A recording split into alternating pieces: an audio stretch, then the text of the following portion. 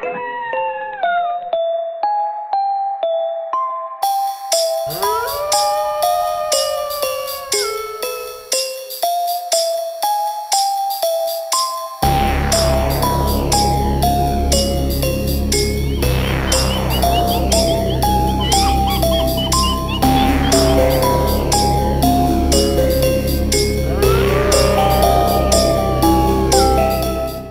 Guru selain diketahui juga aktif dalam hal membongkar lah intinya praktik paranormal, oknum paranormal, Tuan Guru juga aktif di dakwah jalanan.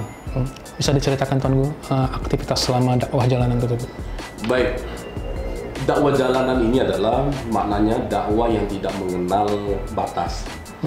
Dakwah tanpa batas, tidak mengenal suku, tidak mengenal budaya, tidak mengenal daerah, tidak mengenal juga agama sebetulnya. Dakwah kita sering juga dakwah kepada non-muslim.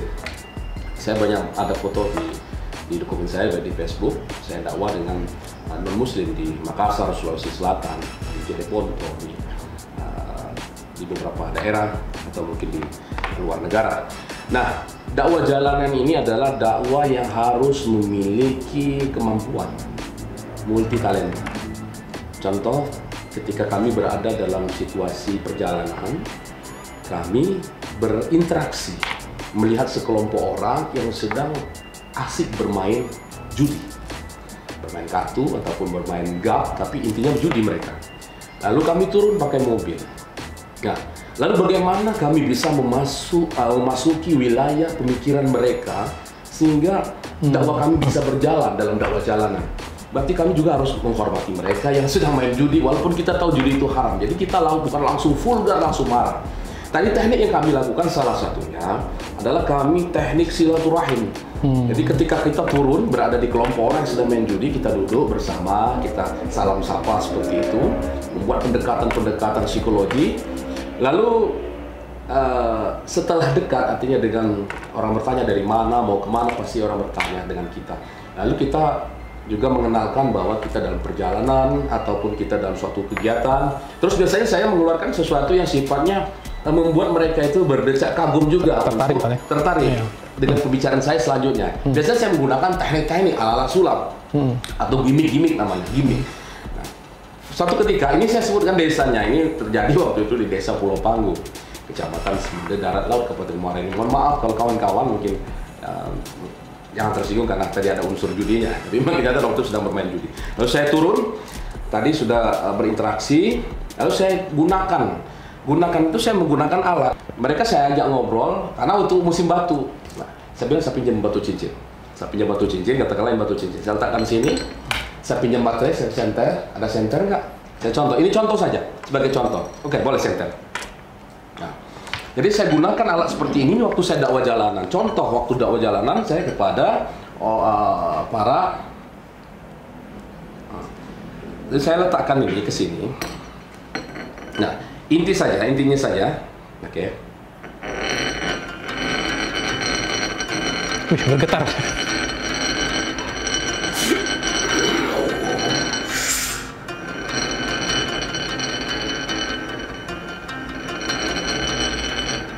Pinjam cincin lagi boleh?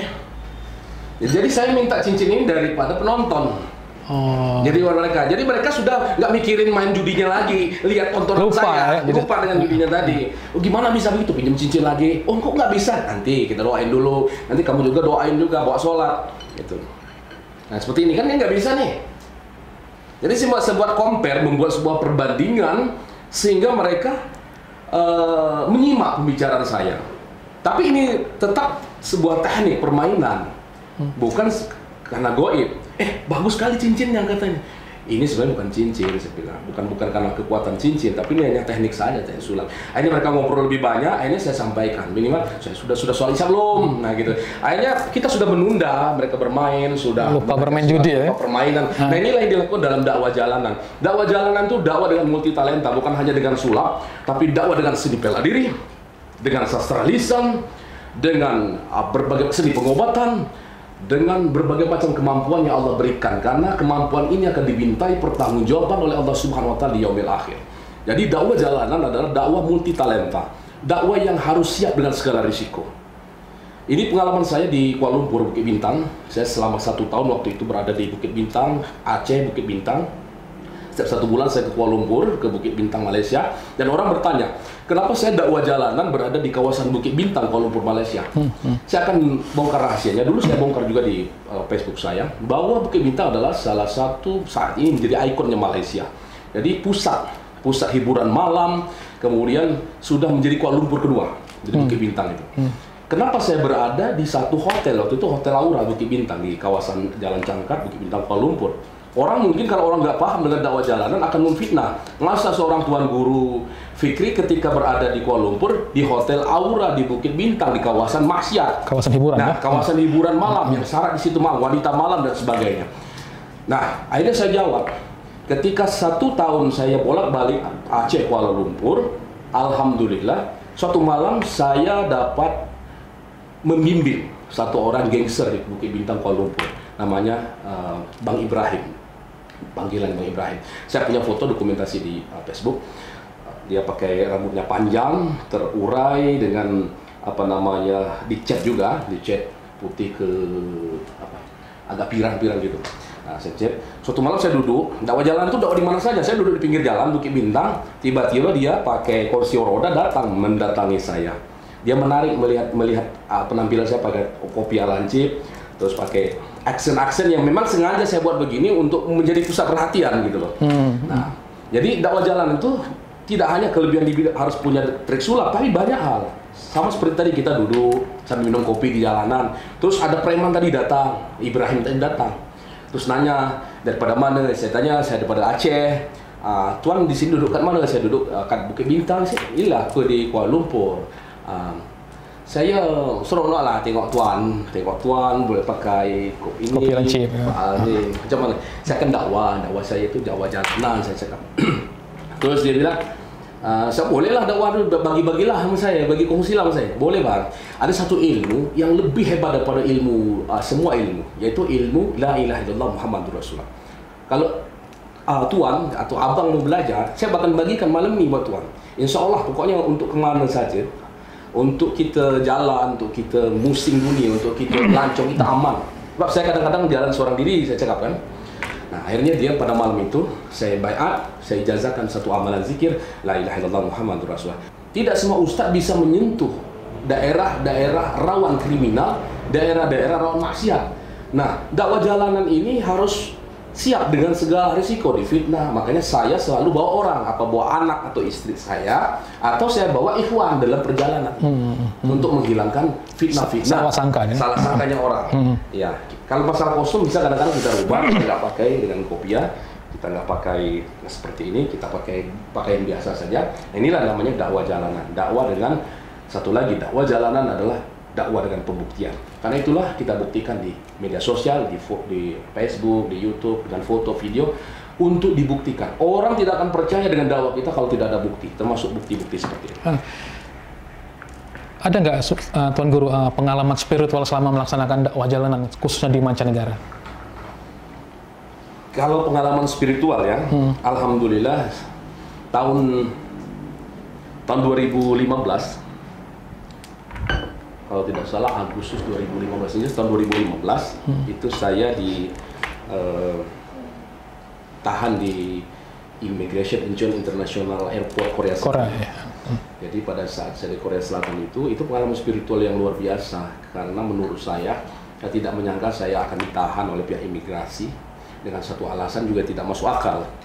Nah, alhamdulillah pengalaman spiritualnya adalah malam hari kami dapat membaiat ataupun dapat berbagi keilmuan, mengajak orang-orang yang masih jauh dari keislaman untuk berada di dalam talian kalimat la ilaha illallah Muhammadur Rasulullah. Jadi pada malam hari itu kami membaiat 3 orang sahabat dari Afrika Selatan, dari Senegal.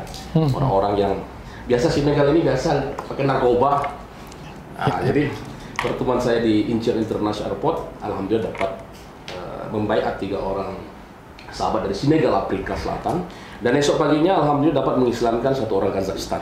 Jadi menurut saya pengalaman spiritual itu yang tidak bisa saya lupakan.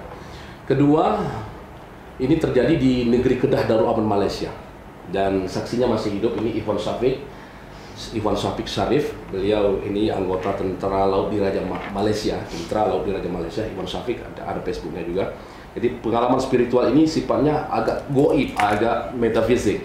Karena kami berjumpa dengan seseorang dan seseorang ini penuh misteri sampai sekarang. Kami bertemu dengan seorang bernama Ayah Naga, itu di puncak Gunung Jerai, yang menanti saya kurang lebih 18 hari.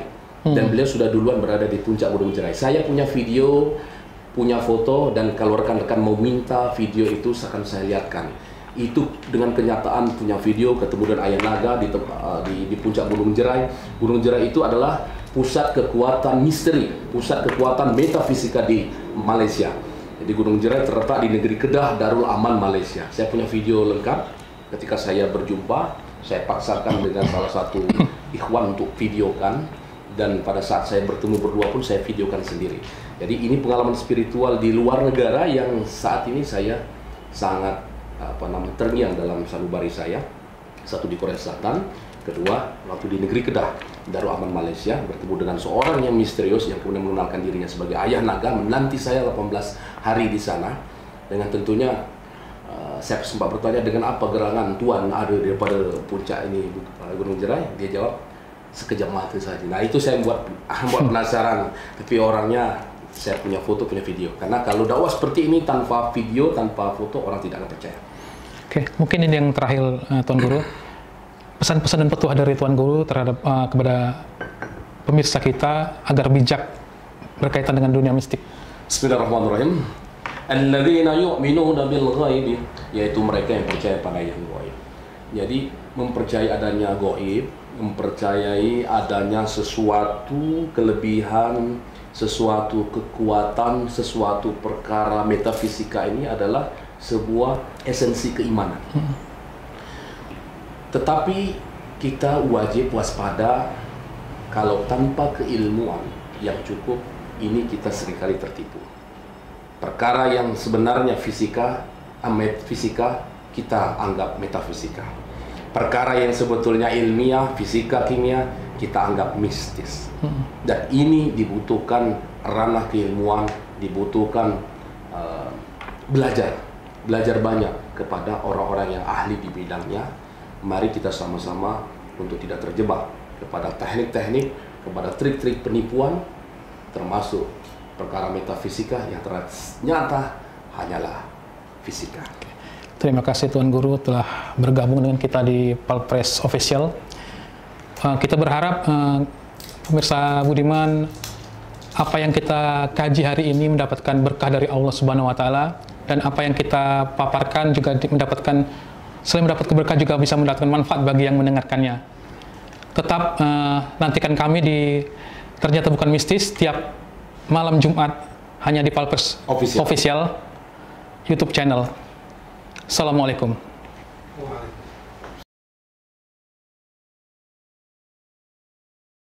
Baik, assalamualaikum warahmatullahi wabarakatuh, sahabat-sahabat Mirza di Palpres Official channel YouTube.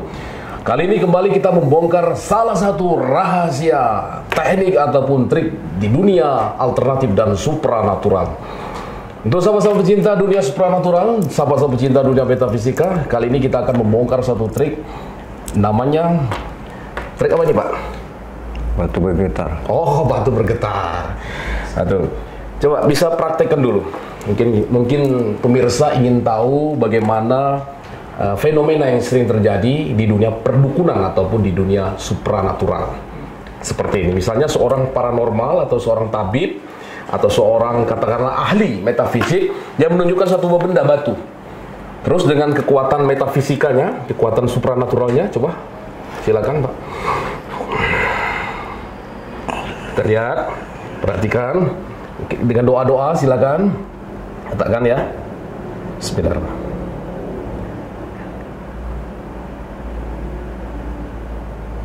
Bismillahirrahmanirrahim. Nanti tak dijampi dulu. Mungkin kadang-kadang dijampinya dulu ya. Kadang-kadang buat seperti terkesannya ada satu hal-hal yang goib. Jadi, ya, sudah diisi, Pak. Katakan.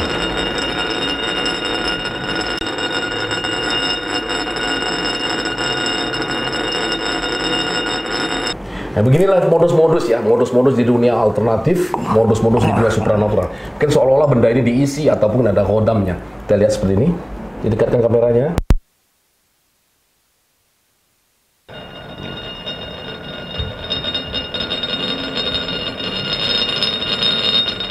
Fenomena ini sering kita temukan dalam kehidupan sehari-hari, wabil khusus ataupun khususnya di dunia supranatural. Saya akan membongkar kenapa ini bisa terjadi, ada efek mengeluarkan getaran ataupun batu ini bergetar ataupun bergerak tanpa disentuh. Sekali lagi, perhatikan baik-baik.